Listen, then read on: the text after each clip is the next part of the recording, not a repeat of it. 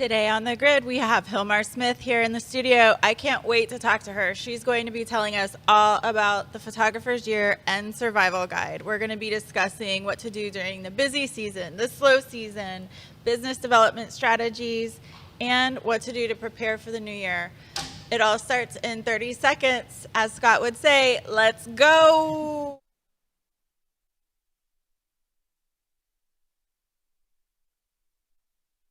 You buy Platypod, the tripod alternative that is changing the world. Everybody has a Platypod. You should too. Go to platypod.com. Welcome to the grid. We've got Gilmar here in the studio, and today she's going to be talking about the photographer's year and survival guide. I can't wait. She's got so many good tips for you guys. But first, let's just welcome her. Hello, Gilmar. Hello, Christina. Thank you so much for having me today. It's been a while since I was here last time. I was supposed to be here a couple of months ago, but I got sick. That's right. And I couldn't make it. So I'm here today with Halloween vibes and getting ready also for the last couple of months of this year. So we can get ready for next year, and we can still, do the best that we can do to make our business bloom on these couple of months left. I feel like, I get to work with so many different photographers, and I think that, working with Gilmar, she's just really a good business person. So she is going to tell us all about what she does for the end of the year to get ready for the next year, and just how to spend your time wisely, and things that you can do to increase your business efficiencies. So let's ask her about the first thing, which is the end of the busy season. The end of the year, it's like the busy season, right? Yes, it is really, really, really busy. Like, it start getting busy. Like, summers for me personally are really slow because kids are out of school. People are more into vacation. It's so hot outside. But when September starts, if you're doing commercial work, you're going to see like a bloom because you're going to start doing like a lot of commercial things for the holiday season. But then if you are a family photographer or anything like that, a portrait photographer, you're going to get like a lot of people booking you for family sessions, holiday sessions. And remember that during November, people get together for Thanksgiving, and usually during that time, people take advantage to be with family that they don't see all the time to get those pictures taken. You don't get to see grandma and grandpa all the time, but during that time is when they're usually together. So I start, and I was telling you this a little while ago, I start sending messages to my subscribers in July. Wow. And this is why I used to do a lot of Christmas cards, family Christmas cards. Yes. I love her Christmas cards. Can we also just show maybe some of your Christmas and holiday cards? I do have, now that we're talking about Christmas in July, I sent, I have these in my post and in my blog post. And I sent something similar in my newsletter to kind of remind people that I do these creative holiday cards and that I am not going to book a whole lot of people, So yeah, like your holiday cards are not what you think of when it's just the typical family portrait, right? Like what you do is special, unique, and just really magical. And creative, and I have to, and when I started doing them, I started doing it with the thing that, you always have like this little competition with your family members, like who was the nicest picture, which one was the nicest picture or the nicest card and all of that. So I wanted my clients to have something unique and something funny and magical. So whenever they send them out, they will just win right away. Yes. And the thing is that when you do that 1 year, you cannot just you have to keep going. You have to keep going. So it's a wonderful strategy if you do it that way, because all of my clients come back and they want to have something better because probably their sister-in-law or whatever are going to start doing something Yeah, but similar. even not even within family, it's like it probably becomes like whoever you send it to, they're like, oh, what are they gonna do Yes, this year? they expect something like Yeah. that. But I start doing this in July, and I know some people, wow, July, yeah, but you have to kind of plan how your schedule is gonna be. And I don't take all of my time just on holiday cards. I have some other, I do a lot of personal branding, I do commercial, now I do celebrities, I do a lot of different stuff. Right. So I don't want to save all of my time for this kind of cards that I absolutely love doing. Yeah. But I want to make sure that the people that have doing it with me for so many years that I don't want to stop doing it, they have enough time to plan and to book me so we can get it done. So basically in July, what we're doing is we're emailing out our email list. Yes, like Saying remember. here, we're going to start thinking about taking bookings for, what is it, October or November? I have done in August. Okay. I've done Christmas cards in August, and Wow. this is why, because it takes time to plan the whole thing. You know, Right. if you're doing, and I'm gonna do here. Here's another link, that is the epic cards that I do with this specific family. This specific family, they came to me. I think it was in 2018 or 2019. And they wanted to do something very unique. And every year we recreate with their family a cover of a rock album of the 80s, 70s, or 90s. Fun. So that requires a lot of planning for them because they come up all dressed up and with the whole outfits. And for me to build a set, if I have to do it, and if I'm not building it, if I'm doing it in Photoshop, I have to make sure that I have everything ready and I have everything that I need. So when they come to have the pictures taken, especially because they're doing it with kids, I have everything planned out and I know how they're gonna pose. I know how I'm gonna take the pictures, what the lighting is gonna be like, so it takes planning. So for these kind of people, I've done theirs some years at the end of August. Wow. And then, I have to retouch these pictures, and they're mostly composites. Right. And I still have work. So I have to make sure that I have the time to do it, to deliver something magical and amazing, because they have them big on a wall in their house, which I absolutely love seeing. And not only that, because they have to also print them, Yep. the cards, and send them over. True. Yeah, yeah. And when Thanksgiving come and Christmas, it's just a blink of an eye. Right. So most of these families that are really truly obsessed with their Christmas cards. they make sure to plan ahead and to book ahead. Yes. Okay. I love this. And then as you were telling me too, it's like some of these people, it's not just, doesn't have to be just Christmas. It's just like an annual photo, right? Yes, and if you look at these images, I don't know if Eric can come. Okay. It's on her blog. It's I think. on my blog. It's called the Most Epic Christmas Cards blog post.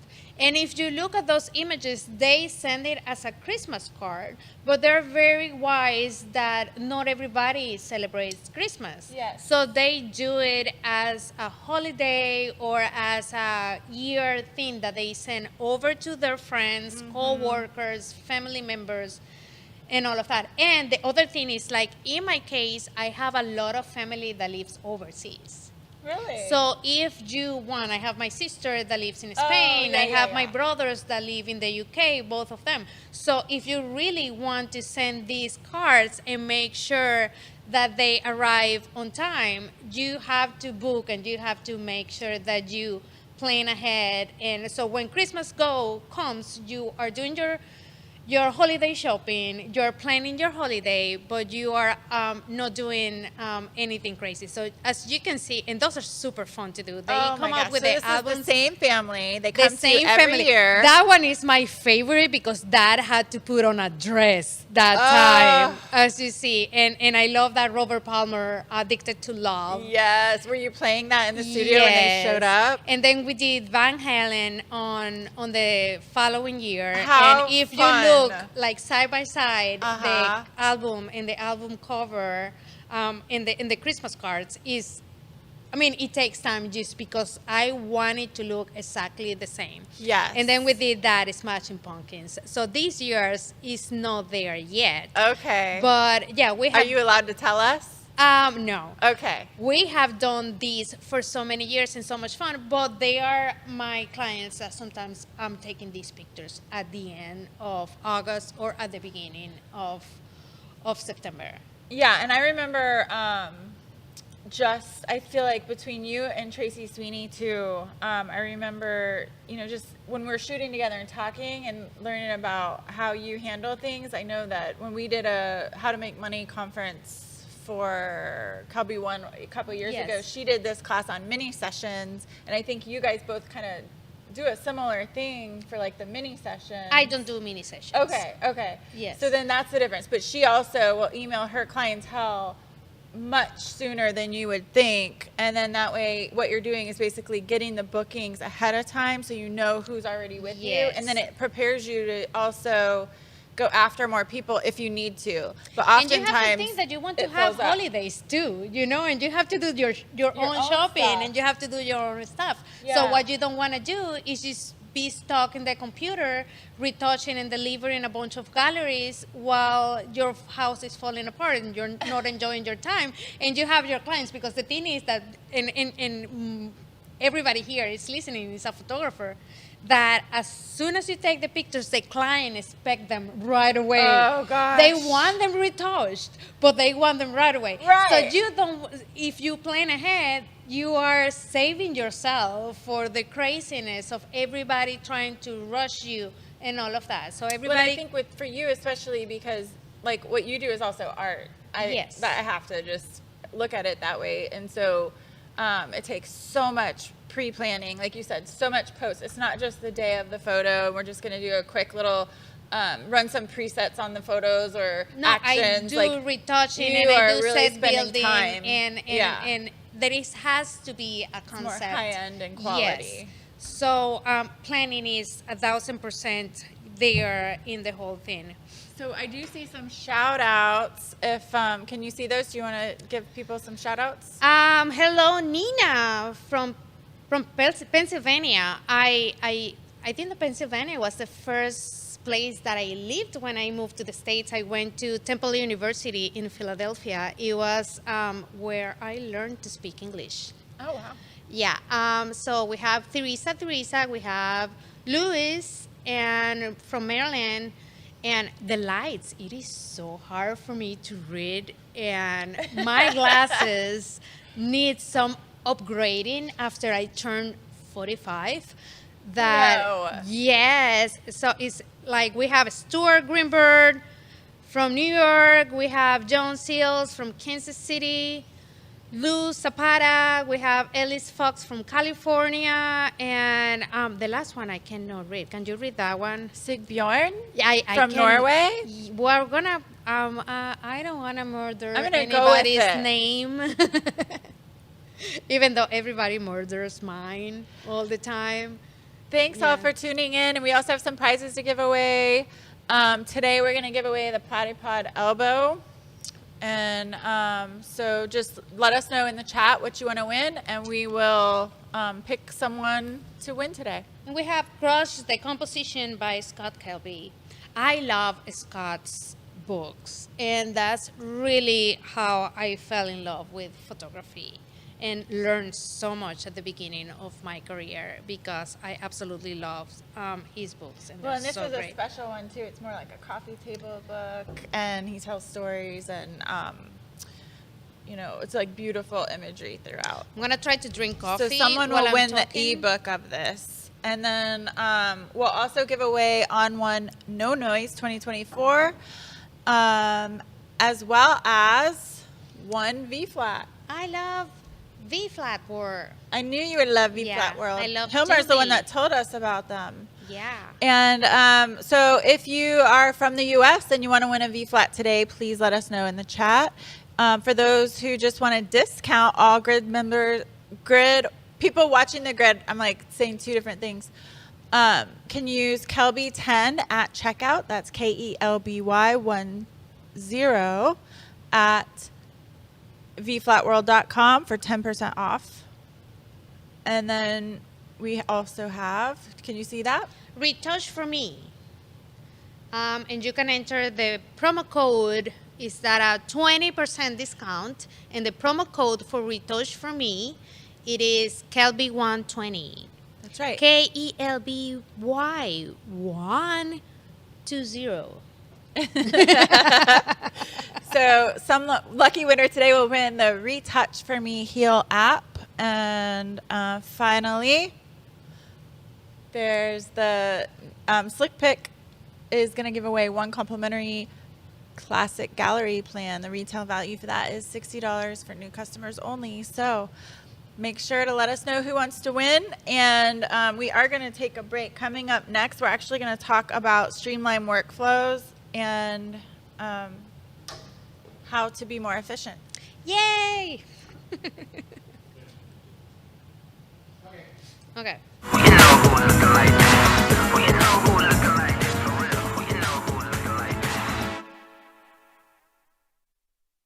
I am a portrait and wedding photographer based in Valencia, Spain.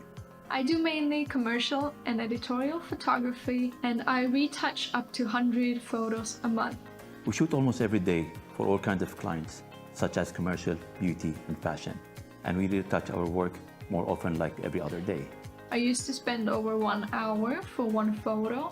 If we want professional results, we must remove skin blemishes, do micro dodge and burn, highlight eyes, whiten teeth, and even reduce wrinkles in clothes. And this can easily take me up to 2 hours of work for each photo. So when I saw that there's a plugin for Photoshop that helps you retouch quicker, I was eager to get my hands on it. I read many feedbacks about it, and I found a lot of positive reviews, which made me to consider buying my first plugin.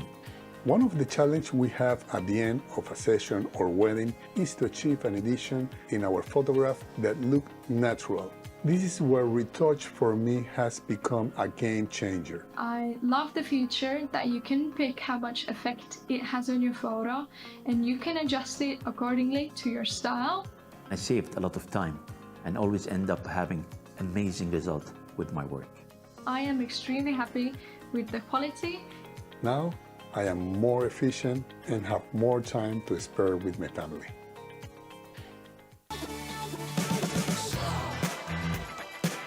Hey, I'm Mary, a studio photographer from Orlando, Florida, coming to St. Pete to shoot in the outdoors.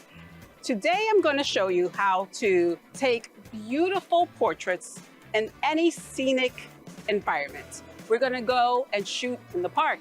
We're going to find beautiful trees. We're going to shoot against buildings.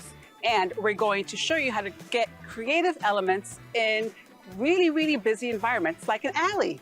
We're going to go through and show you how to pull your subject out of the background. We're going to show you how to take a really busy environment and kind of hone in on your subject. So join me here at kelby1.com. I'll see you there.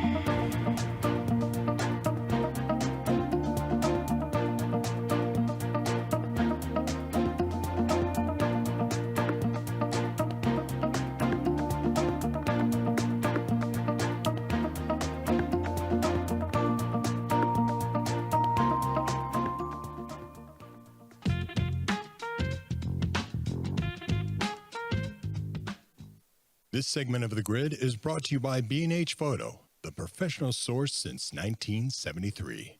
And we're back. And we're going to talk about the slow season.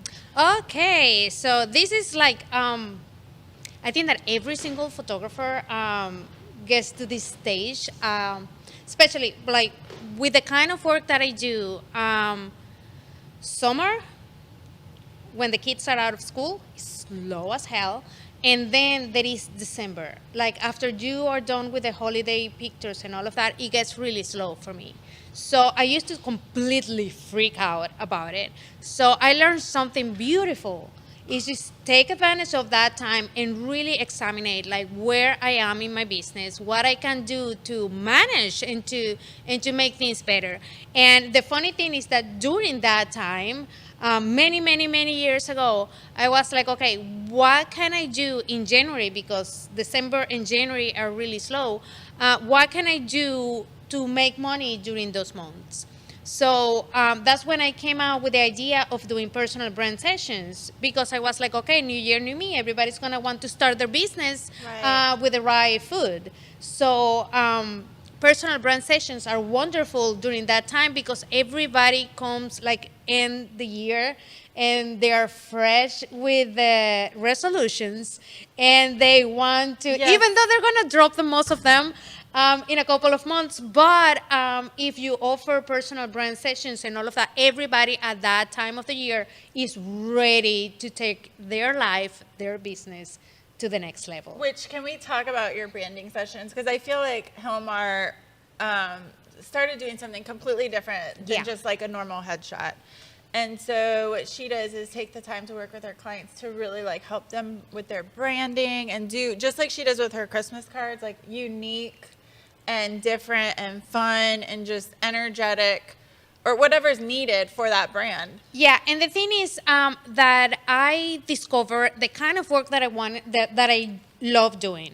And I discovered the style, the colorful style that I love doing.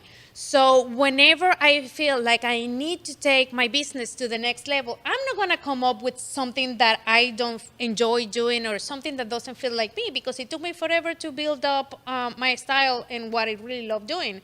So when I came up with the ideas of doing personal brand sessions, I went online and I started looking at whatever everybody does, which is like on a desk with a computer, on a coffee shop with a laptop. Everything is the same with the same neutral colors, and that's okay. I mean, if you do that, that's okay. But it's quote unquote professional, I guess. Yes, but that doesn't reflect who I am. Yeah. And I know that I can offer, and especially coming from where I am and what I have worked for me, not only as a photographer but as marketing, is those fun pictures. Every time that I post a self-portrait of me doing whatever, it works wonderful for my business. And people reach out telling me that they want something like that for themselves. So what if I offer what I do for myself, for my self-portraits and whatever that works great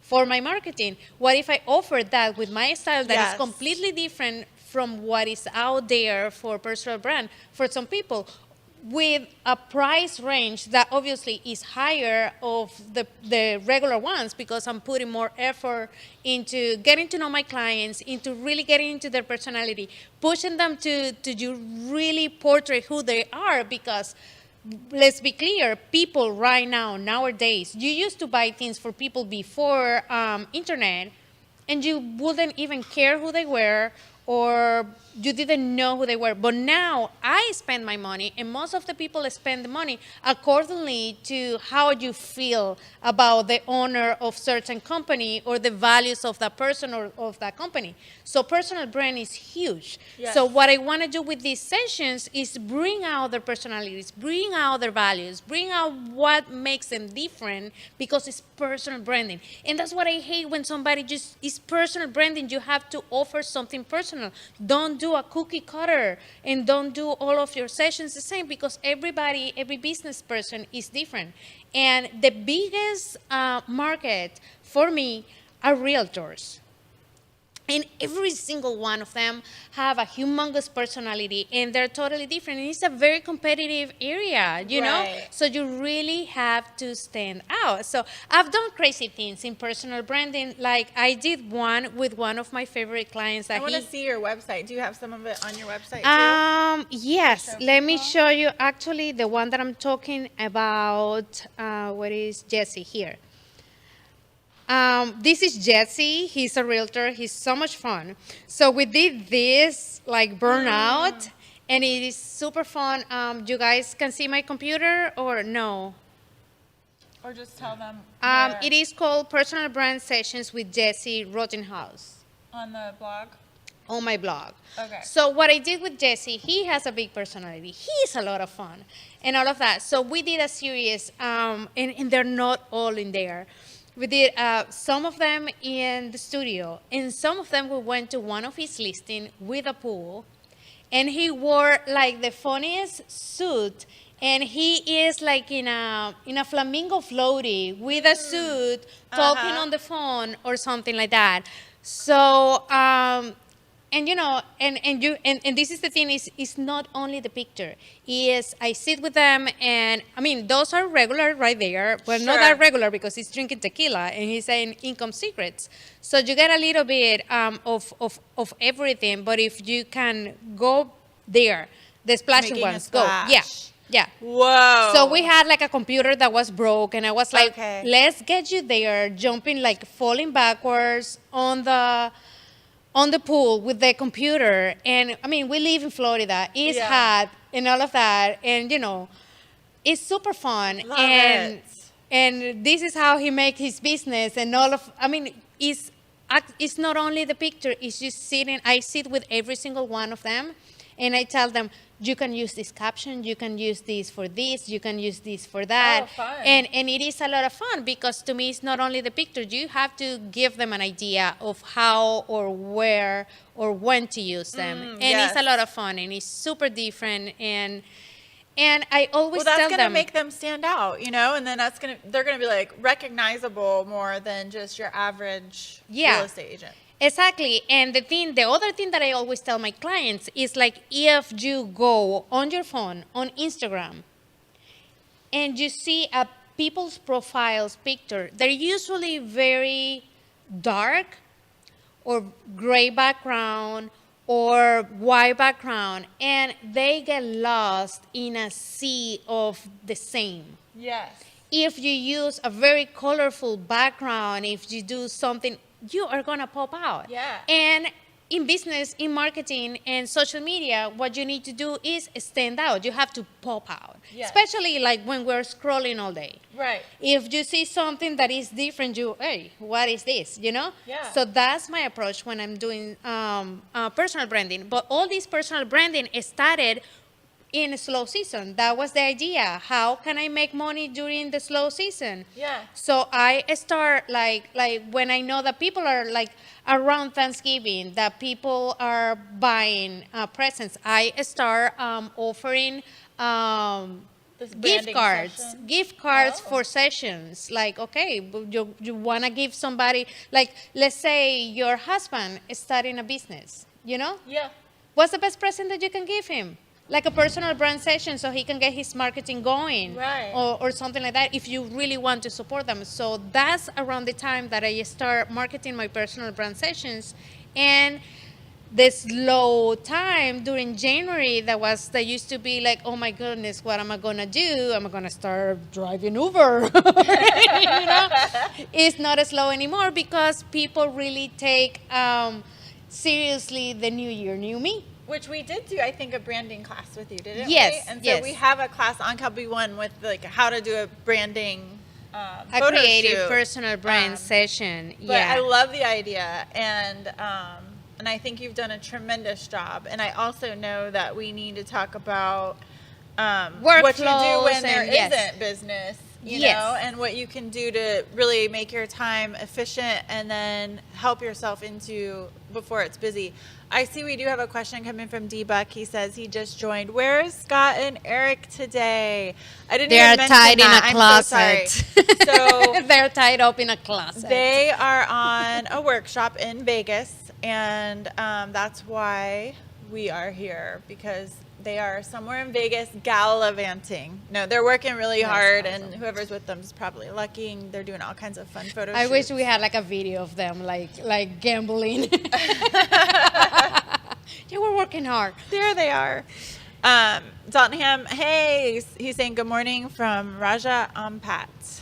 Hello. Mariana from London, hello. Amy's from Texas, and Stacy from Minnesota. Thanks for tuning in.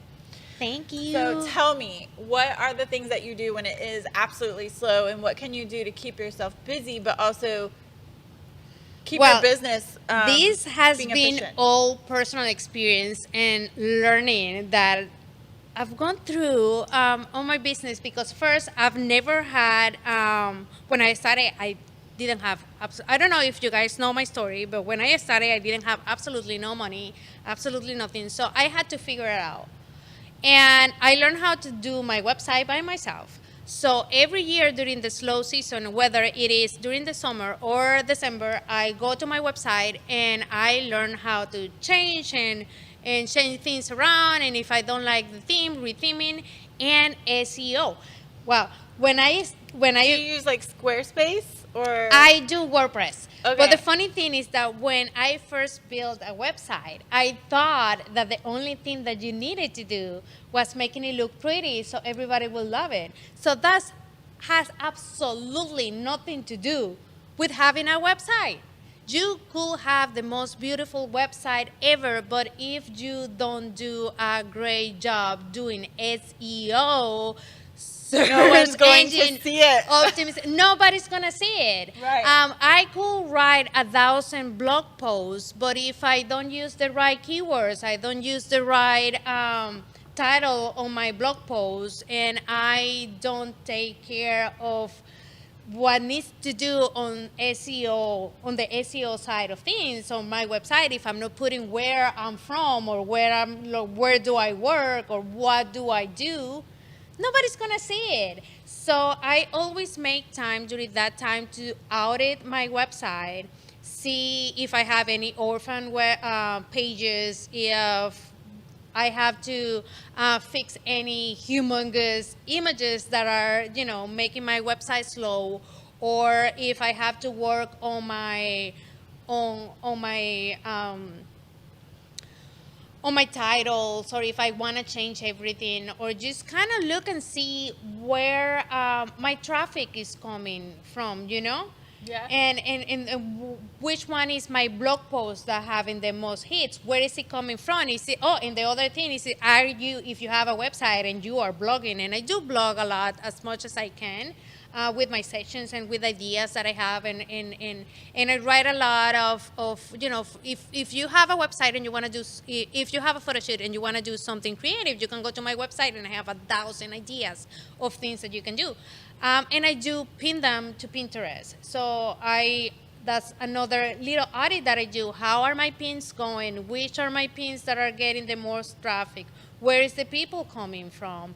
And all of that. The other thing that I did, and I learned how to do during the slow season, was I used to respond every single email and write every single contract and all of that by myself. And a few years ago, I started working with a CRM software, and I work with 17 hats, but there is Honeybook, there is Dubsado, there are so many of them. So what I did during that time is just I sat down. They have a bunch of templates of contracts and invoicing and everything, and they have a lot of videos of how to set everything up. So I sat there 4 days, and to me, I hated that kind of things, but as soon as I learned how to do them, I fell in love with it because it was saving me so much time. Right. And I'm a creative person, so I have more time to do my creative work and less time doing the boring things. The business part of it. Yes. 'Cause that's what I hear so much too, is from people who are like, you'd think you just want to be a photographer, but then it's like really half of it is being on set and shooting, then the other half is running your business. I want to shoot every day. I want to shoot for my portfolio. I want to shoot ideas, and I want to do whatever crazy thing I want to do, you know? So and this allows you to basically have your contracts in one place, all your emails in one place. And then when it's time for taxes, because you send your invoice and everything gets in there, so it's so much easier to do your taxes because all the information is there. Right. So if you are a photographer and you are making money, you need to have CRM account and get all the information and the deliveries for your pictures and it sends all it the serves emails. as a portal to your clients for them to log into. So what she's talking about is customer relations management, CRM software, and she's saying that 17 Hats, Honeybook, or Dubsado are different ones that you could look at. They're all great. I use 17 Hats, and I absolutely love 17 Hats. And I mean, it sent my clients an email, hey, your photo shoot is tomorrow 9:30 in this address, and blah, blah, blah. I used to do that myself, and sometimes I forgot, and then my client will send me, hey, what time is the photo shoot? I don't remember. I don't have to do that again. All of it's automated. Yes, you set all of that, and whenever they book you, the time, the date of the session, the location is going to be right there. So you're saving so much time doing the boring stuff that we creatives don't like to do, don't have the brain to do, because I forget everything. I need to have like things like that. It's almost like a personal assistant. 1,000%. Yeah. Yes. Okay. That's so cool. I'm loving these tips, and so is Mark Sanders. And I also see that it's going to be break time. Break time. So break it down. Coming up next, we're going to talk about other business development strategies. Stay tuned. Yeah.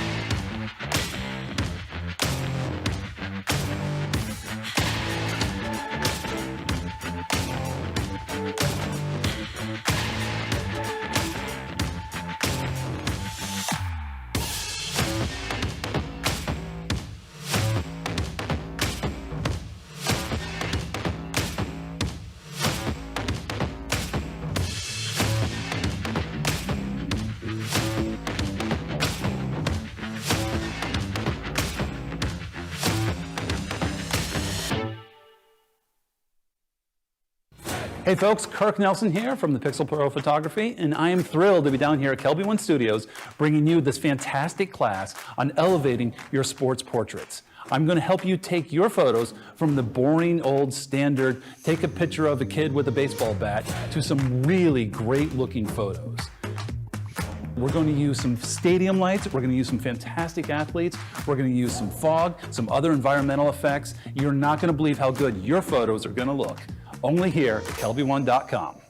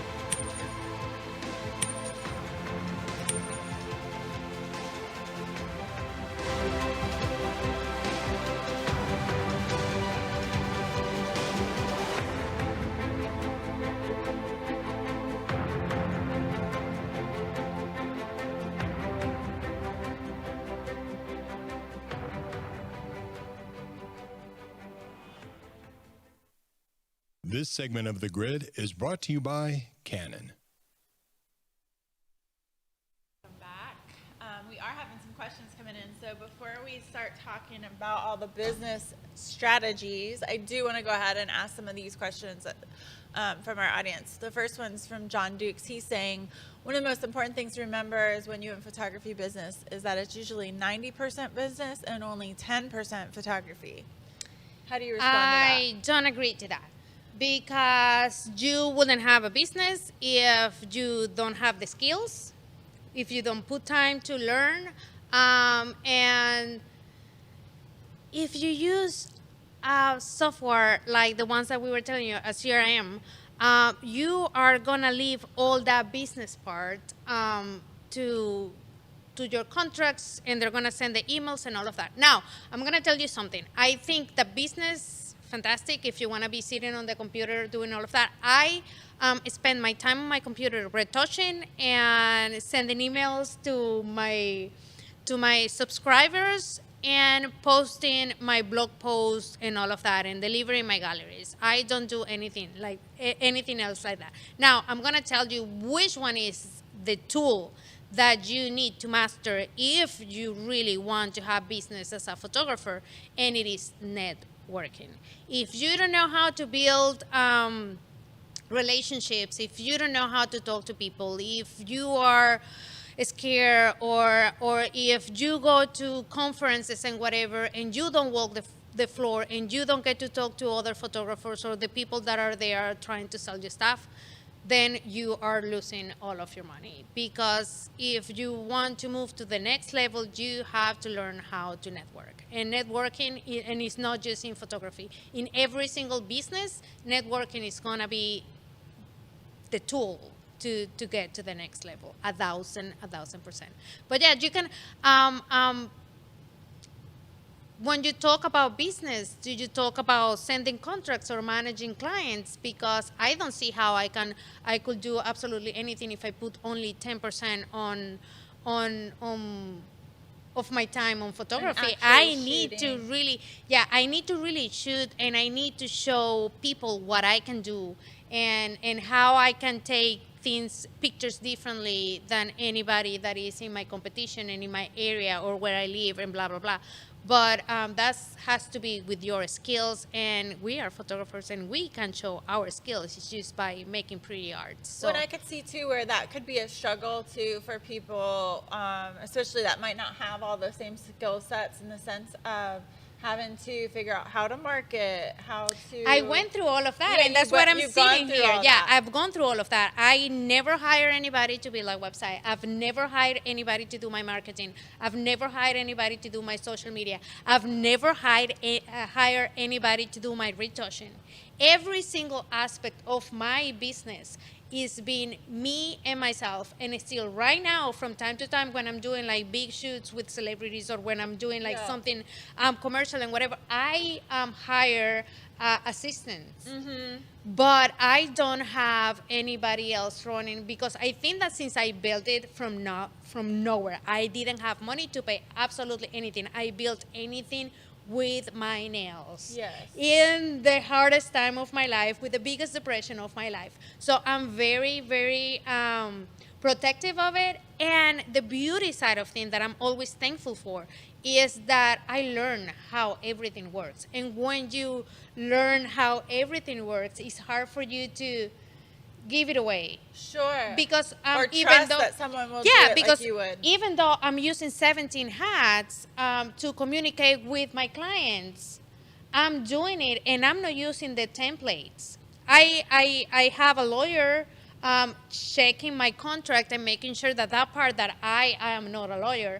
Which that's a really important aspect. Yes. Too, that some yes. people might not just. You may think, oh, I'll just get something off. No, the you have to have the internet. right releases. You have to cover yourself. Definitely. But that's the side that I just go and say, hey, is this and like spell everything out, like exactly how many images you're 1,000%. providing, what is retouched. And that's gonna save you. And it is, because I've heard so many people that say, no, you shouldn't send contracts to your clients. And I was like, do you know how many conversations are very uncomfortable?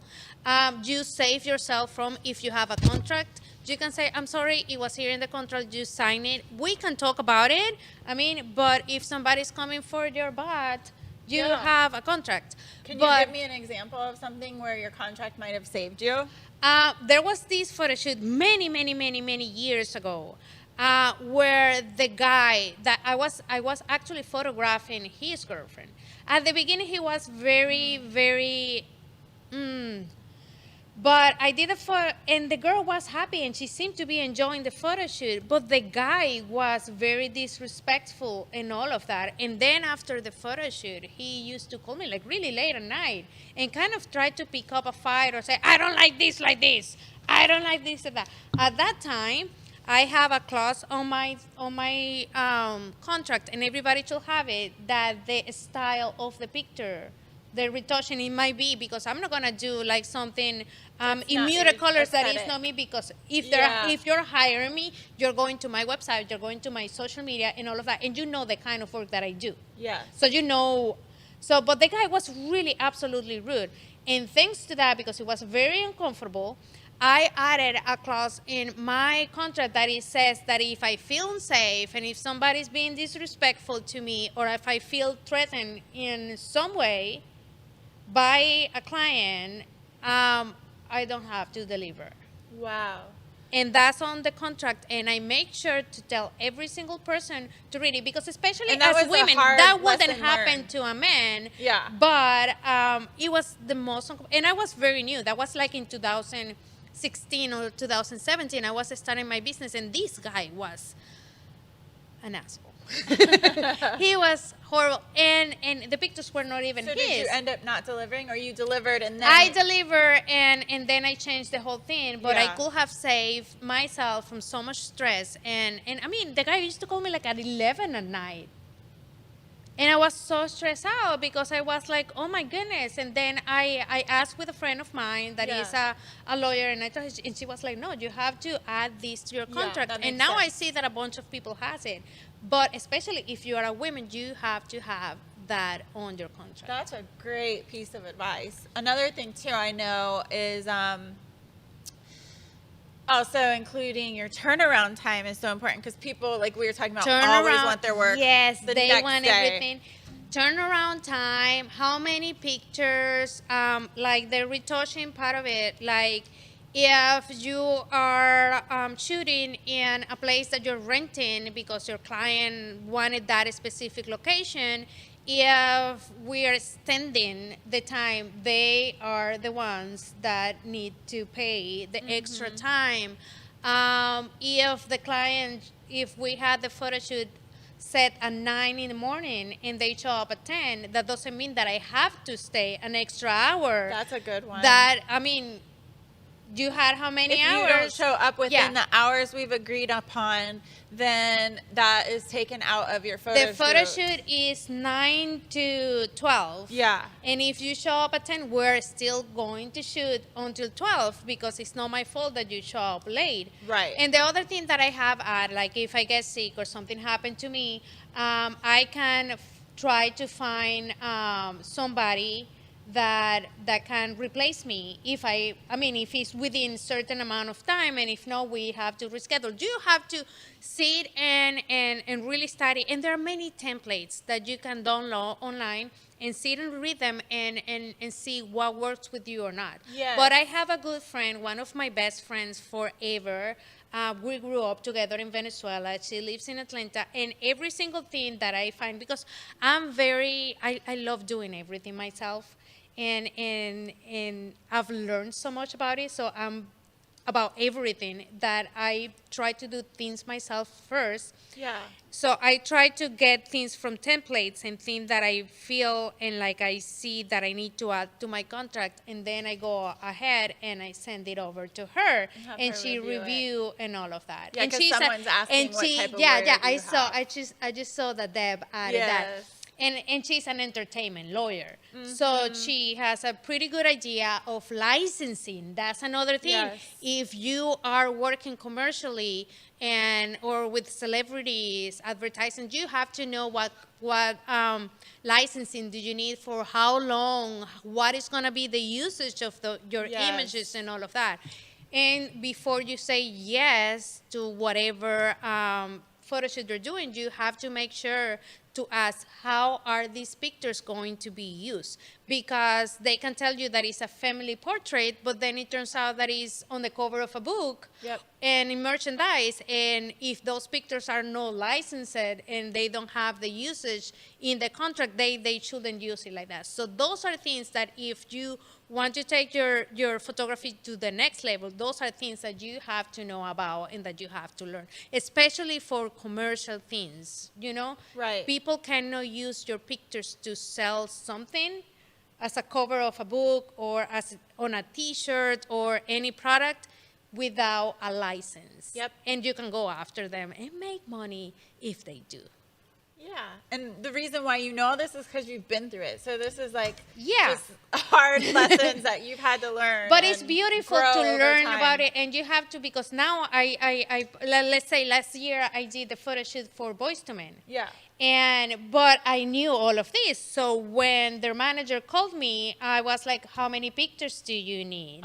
What is going to be the usage? For how long? And blah, blah, blah. Those pictures have been covering, like they had a residency in Las Vegas, and they were covering a whole building. Wow. And they were in the airports where you pick up your luggage, and now they're on T-shirts, and they have been touring around the world. But those pictures were licensed for that. Right. And there is a gallery, and whenever they say, hey, Gilmar, we need 3 more pictures, right? And can you license? Which you already shot. Which I already It's just shot. they're gonna license from you yes, now. and it was like, we need to license because we need to do this and this and that.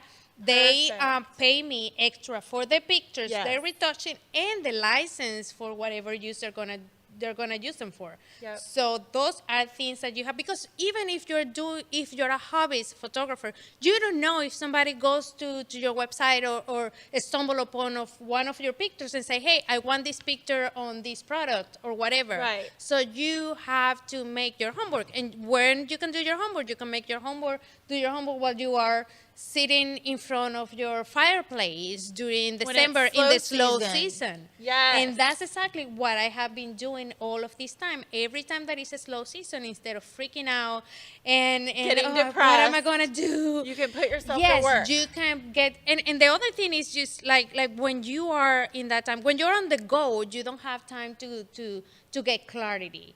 And during that slow time, you get the clarity because you see how much money you made that year, how many photo shoots, and that's what I was telling Christina. I don't want to have like 200 photo shoots, $500.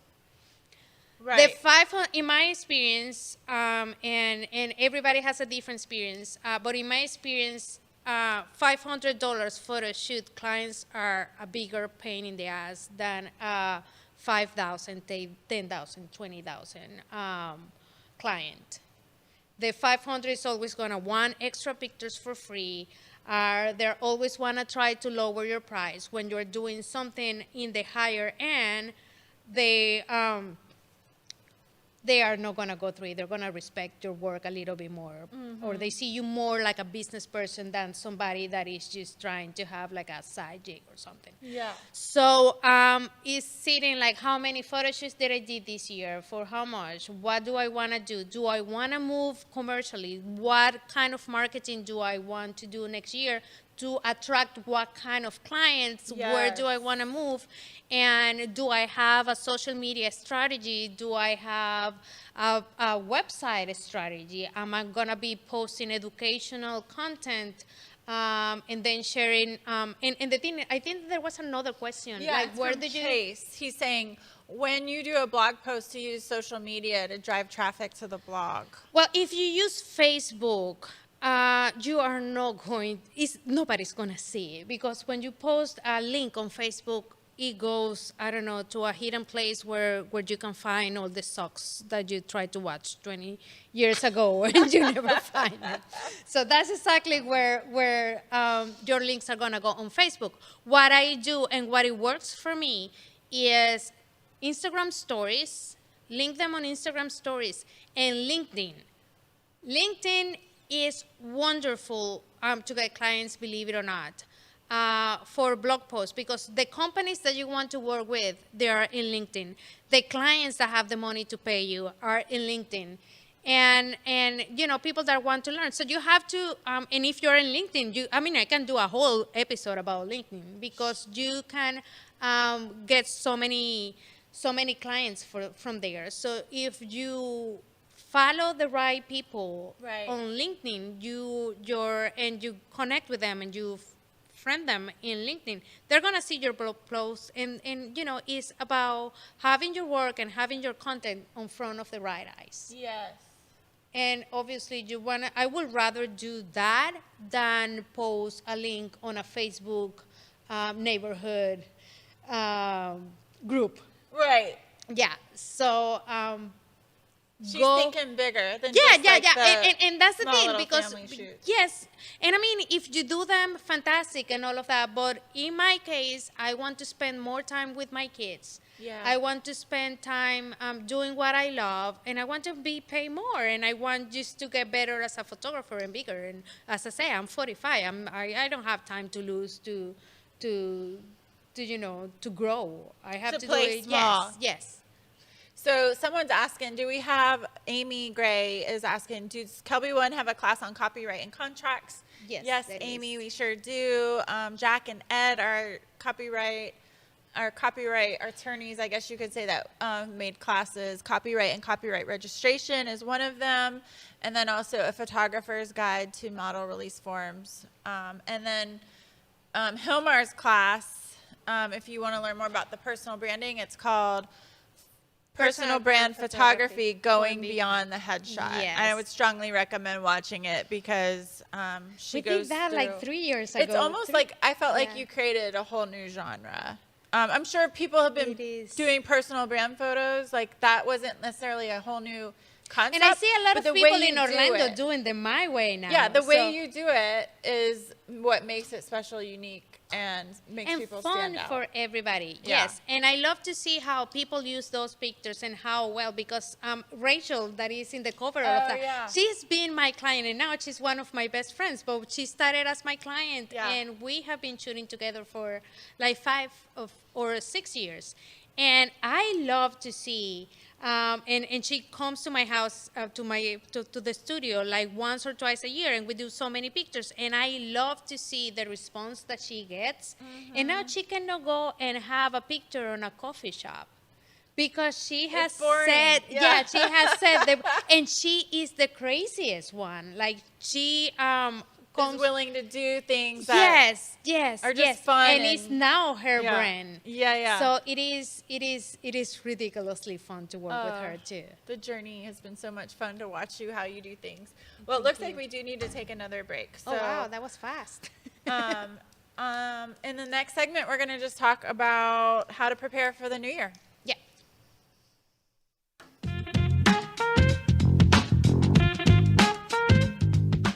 Hi, I'm Joe McNally, and I'm completely excited to talk to you right now, right here, about a class called The Complete Photographer.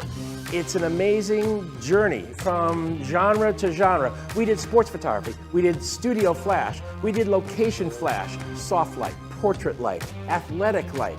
We took those principles of the studio out onto location. We worked in hard sun on the beach. We went into establishments and we told the story of a particular shop or shopkeeper in a whole variety of locations. I basically took 40 years of photographic experience and I poured it into 5 days. It's probably the best class I've ever taught. We had an incredible Kelby video team with us every step of the way. So every beat, every nuance, every frame are all recorded, so now it's yours. You can partake in this class as if you were there. It was literally the most complete week of teaching I've ever done, and maybe that's why the class is called The Complete Photographer.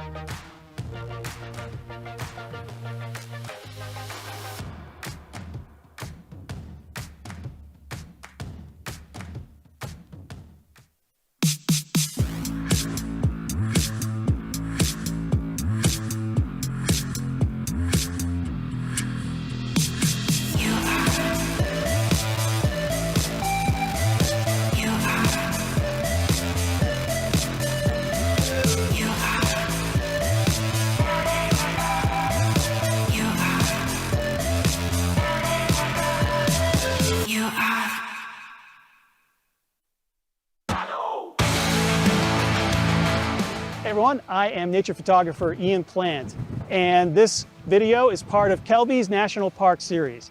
And I traveled the world looking for the most amazing places to photograph. And I've seen a lot of dramatic and epic landscapes. And people often ask me, Ian, where's your favorite place in the world to photograph? And they're often surprised that my answer is Badlands National Park in South Dakota. I love the Badlands. And it's ironic because this is a place that often gets overlooked by other serious landscape photographers. But I think it's one of the best places in the world to practice landscape photography. It's an amazing place. There are so many colors and textures and patterns in the landscape here. And during the summer thunderstorm season, you get the most epic sunrise and sunset skies imaginable. And in this video, I'm going to share some of my favorite Badlands shooting locations, like the Big Badlands Overlook, or the Door Trail, or Panorama Point, or my personal favorite, Bigfoot Pass. So join me on this amazing Badlands photo adventure, only available at kelby1.com. Badlands, Badlands, Badlands. This segment of The Grid is brought to you by Platypod, the world's most compact tripod base. Okay, so now for this segment, we are going to chat about how to prepare for the new year. What kind of things do you do to set yourself up for success for the following year? Yeah, well, the first thing is getting clarity. Yes. How many photo shoots did I do during the year? Did I cover my goals? Because every year at the beginning, I have to set goals of where I want to go as a photographer, as a business person, and even personal. I mean, my personal life is really well attached to my business. Yeah. And then, like marketing-wise, like, do I want to move completely to a commercial work, and how can I market? And if that's the goal of anybody, then start figuring out what kind. Like, if you are trying to move to another different genre or trying to grow, just find the photographers that do the kind of work that you want to do, and look at the portfolios and what they're putting right there, and kind of build up your portfolio accordingly to the person that you want to get hired from. And the other thing that I do, and I do this a lot for my personal brand sessions, and I did it once, but I still revise it every year. I create a content calendar, not only for my social media, like with the holidays and everything, and really in blog posts or social media posts and stories or reels or whatever that I want to do that are, according to certain holidays or certain special day. And there are always funny days, like the hamburger day, the cat day, the dog day. So those are things that you have to keep in mind if you want to connect. What? Like the hamburger day? Yeah, like National Hamburger Day or National Coffee Day. Those are great days for you to share content, to have a post, you drinking coffee, pouring coffee on your head, or whatever. So because you don't want to show up everywhere just selling and selling and selling.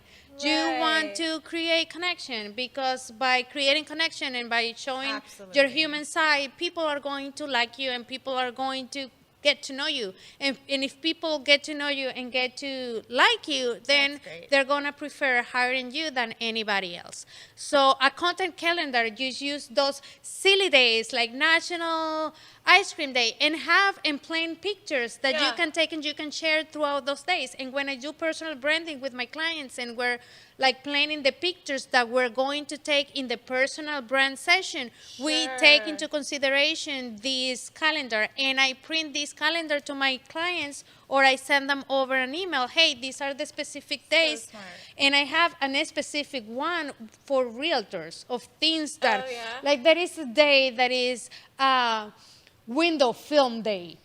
What is that? It's national. I mean, there's so many silly, but those works for, or like National First Time Homeowner Day, and those are national holidays or whatever that don't mean anything to us, but for a realtor, it's a great opportunity for them to post something on social media and connect with their audience. So those content calendars, on my slow time, I sat down and I built a content calendar. So when my clients say, hey, I want to do a personal brand session, but I don't know what pictures to do, and I'm a hair and makeup person or whatever. So I look into that calendar and I see the days that might resonate to this person or whatever, so we can get extra ideas, so they make sure that they have content that is fun Yes. to create and share during that time. I love that. And I think that was actually, I wrote that down. It's like, that is your opportunity to connect. Yes. And so, yeah, it's like we all want to sell, but that's a way to do it in a subtle way. And it's really funny, because if you're smart about it or you have fun about it, I love social media. Mm-hmm. I absolutely You're like the love queen of social media. I am not, because I don't post as much as I should, but I love enjoying seeing how things work. I think that's my thing. I love seeing how things work. Yeah. So if you're smart about it, like say like that it is like National Hairdresser Day, you post that picture on your stories and you use that sticker that said post your own. And you share it. So if you have a network of a bunch of others hair dressers, they're gonna post their pictures with the same stickers. So that's going to bring traffic to you, because you were the one that created that sticker. Right. So I think those calendars, those fun, especially those fun days, you know, like National Taco Day, National Margarita. Those fun. are super Yeah, fun. yeah. And you can make fun. And it gives you a chance to show your personality, I think. Yeah, too. and you can do self-portraits. I always tell people, just like if you're a photographer, please just get yourself in front of the camera, because it's not only going to help you with marketing, it helps you. Especially if you do these funny pictures for those national days, whatever. People want to see your face. People want to see you showing your personality, and it's the best marketing tool ever. And the other thing is that if you do, you are going to feel, because you're not going to feel comfortable. I still don't feel, and I have done like a gazillion of self-portraits. I still don't feel comfortable in front of the camera when taking a picture. When I'm talking, I'm fine. But when I'm taking a picture, so I feel like my clients feel. So when it's somebody that doesn't feel great in front of the camera, I know that feeling, because I've felt it before. Right. And I know the techniques that help me ease that feeling, so I can use those techniques to ease my clients' feeling. So I always say, like, if you can... You should have coached me before the grid. You can talk about self-portraiture as much as you want, but to me personally, if you are a landscape photographer, you can take your landscape picture, but if one of them you go on front of the camera and put yourself there and use it as a BTS or just to remember the location where you were or whatever, I'm gonna tell you, that picture is gonna give you a lot of track in your social media, and people are going to feel connected with you, because of course we want to see beautiful pictures, but we want to get to know the person that is behind the camera. And if you're a photographer, self-portraiture is going to help you 1,000%. Talking about it, just guys, follow along, because in January I'm going to be hosting a self-portraiture workshop sponsored by Nikon that is going to be for free.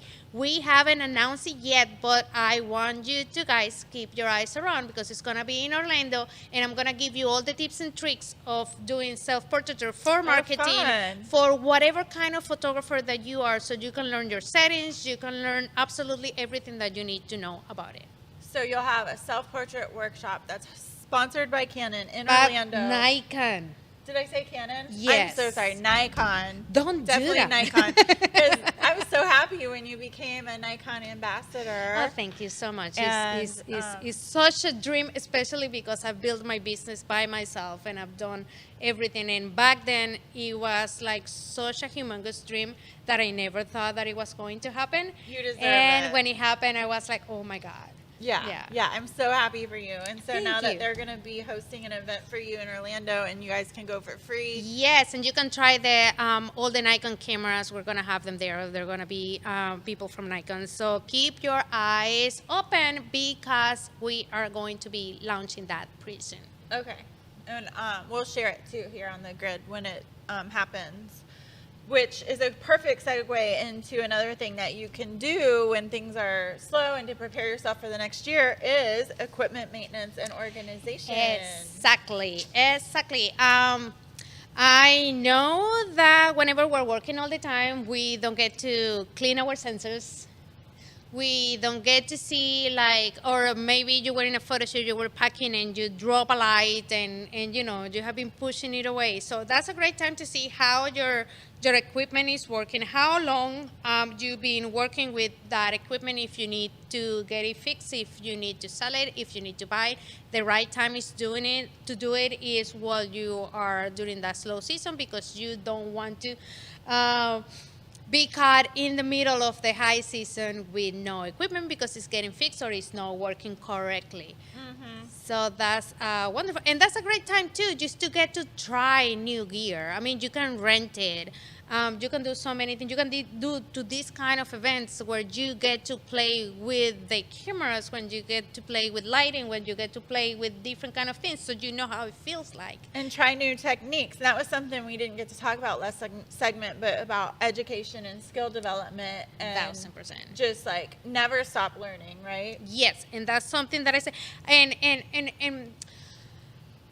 they're different kind of artists, and we are all different in certain ways. Personally, I get bored pretty easily. I need to be experimenting and I need to be creating all the time different things. And that's why I love writing content and teaching, because it gives me the opportunity to try and to teach. And then after I teach something, I feel like it's old. So I need to get something new. But it's not like I'm going to stop doing what I learned, or certain lighting technique, or using certain tools. It's just building up your bag of tricks. Your bag of tricks, 1000%. Yeah. So when somebody goes to my website, and they can go and see all of the pictures, but if they go to my blog post, they can see like, how many different ways can I use mylar paper? How many ways can I use a white seamless, like that class that we did? How many? So, and that's wonderful, because at the same time, you are building so much skill by trying and experimenting. And experimenting is something that I need to do all the time. You're always pushing the boundaries, pushing the technicalities of what things. And I'm going to go back to the Boys to Men thing. Okay. Because when we did the photo shoot, when they hired me, they said, like, we're going to do just for a couple of hours, 3 hours. We were on set for so many hours, because I think that at the beginning it was like they wanted to see how they felt with me. They wanted to see how everything flew. And we were having so much fun, but I had planned like so many, and I had all of my tricks. So they said, like, we had like this wardrobe person that had like so much clothes for the three of them. And they will finish a look, and they will say, we're going to do another look, and they will go change. If I didn't have all those tricks and all that experience with lighting, set building really quick, or how am I going to change? Because I'm not going to take, like, if we're going to be 6 hours, 7 hours, or whatever in set, especially with somebody like them, I don't want to do the same thing over and over again. I want to give them a variety. And when you give them a variety, you give them more options to buy more. Yes. So building that bag of tricks, experimenting. And I know a gazillion of photographers that do the same thing over and over and over again. And some people say you have to be known for blah, blah, blah. But I'm known for creativity, and I'd rather be known for creativity and doing different things and you know, having all the skills to move and move to another thing than to problem solve. To problem solve, that just sit there and what am I gonna do? No, exactly. Like, I finish there, and like, if I move this, if I put a gel on this one, if I put this modifier in that, then I get a complete different look. Yes. And then that's another thing, like you said, it's just, that's an opportunity to get more money. It doesn't have to be just celebrities. It can be like your normal average person. You let them personal show brand, up. Yes. Make sure you get multiple outfits on them or different looks. That's the thing. I tell all of my clients, bring your whole closet. I'm gonna bring the whole closet, because then I know, like, if I do this with that, and there are some people that are very like, they want what they want. So I make sure you're gonna get what you want. And then when we're done with that, I was like, can we try this? Like, can we play? Can we do this and can we do that? And there hasn't been a time when they haven't I don't know if they feel pressure or they ended up liking, but every single time they end up buying more pictures from the set that they were not planning to do. So you have to be wise about it, and it gives them, I think, like the comfort of knowing that you know your thing. You know what you're doing. You know your craft. She knows what she's doing. Oh, look how she's and you know, it's better having that than having somebody that is like, oh my goodness, what am I gonna do? Oh, I don't know how to do that. It probably makes them feel more comfortable on camera. Yeah. So that is not really a slow season. It's slow if you really want it to be slow. But if you really love what you do, and if you really love your business, and if you really want to grow your business, and if you want to grow as an artist and as a photographer, there is no slow season. There is time to really readjust and create. Well, and I think too, this was one of my favorite ones, and I think it's so important, and it's a good way to end the show, is just like setting goals and tracking progress. That was something I felt like was like somewhat a theme hearing from you, that you're reflecting on those things. 1,000%. And I'm always, and the thing is that, I mean, I can sit here and I tell myself, everything is going fantastic. No, there are times that it's just like, oh my goodness, business is slow, you know? And I absolutely hate the people that just like, oh, everything is perfect. No, I've learned all of that because there have been times that have been slow, and I have had to kind of figure things out and pivot. I'm a single mom, and I'm not the only income in my house. I'm not playing games. So when things don't work, I have to figure it out because you have little kids. I have little kids. I have a lot of things to pay, and I have to go to Disney. So, it's really, really tracking everything, and you're gonna know when things are working and when they're not, and what works. Because the other thing is that during those time, everything is testing, and we have to be brave enough to test. And to figure out this works, this doesn't work. And when things don't work, I'm not gonna tell you just to get rid of them completely, because probably they didn't work with certain client or during certain time of the year or whatever. But just put your attention more on the things that are working for you or not. And as I said, I can sit here and I can pretend that everything is fabulous, but it's a lot of work, especially, you know, being an artist and you know, and you're like a career photographer. You know, this isn't just a hobby for you. This is your not business. at all. This is 100% my business. Is photography, everything related to photography education, and photography education for me is like the second side of it, because I wouldn't sit and teach if I didn't have the experience, if I didn't have the experience of learning how the light work or how things work, or going out and working with clients. I couldn't sit here and tell you how to get clients if I'm not out there. You walk the fighting walk. with my nails to get my own clients. You know? 100%. Yes. Well, thank you so much for coming on to the show today. Thank you for You having have me. given everybody so much to think about, and I think that so many tips, even ones that we didn't talk about, that you added in there, and I'm like, oh, that's a good idea. Oh, so awesome. Thank you for taking the time to come on the show Thank you today. for having me. Thank you, everybody, for watching. Would you like to give away the prizes? Oh, the prizes. Okay, so we have the Platypod elbow. We have Tina Eide. That's how you say it? Eide? Okay.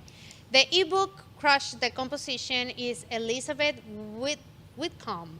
I'm sorry, I'm just murdering everybody's name, but it's payback. The V flat is, the winner is Ken Walker. And the retouch for me, the winner is Kemi Marshall Brazel. And a slick pick, Lori Cusack. So congratulations, everybody. Did you get no noise too? What is the noise? I think we skipped the no noise. Oh, no noise. Paul Blodsworth. Paul Bloodworth, congratulations. Congratulations, anyone everybody. that won a prize, please make sure you email us at gridprize@kelby1.com before Friday, please, so that way we can verify you and get your prize out. Yeah, thank you everybody for watching. This has been so much fun. Yeah, I thank miss you. this Thank a you lot. to the crew. Thank you to all of you. And thank you especially to Gilmar and Scott and Eric. We'll be back next week.